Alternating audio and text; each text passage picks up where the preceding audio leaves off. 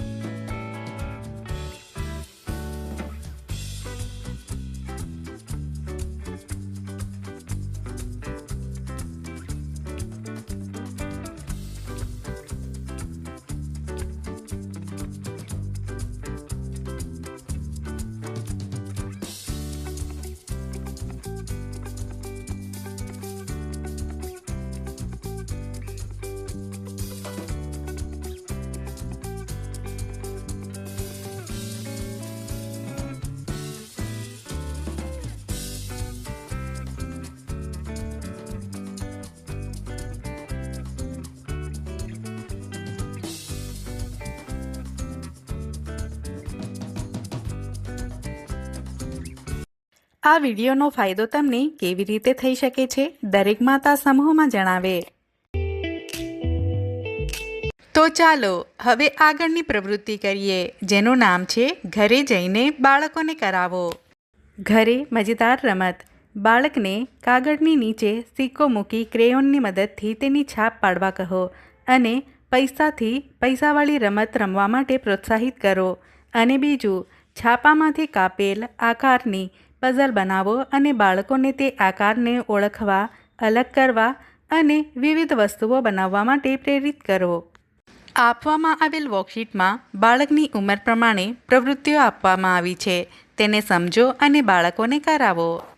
આજની પ્રવૃત્તિઓ અહીં પૂરી થાય છે। આવી જ નવી જાણકારીઓ અને પ્રવૃત્તિઓ સાથે આવતા અઠવાડિયે ફરી મળીશું। ત્યાં સુધી તમારું અને તમારા બાળકોનું ધ્યાન રાખજો। ધન્યવાદ।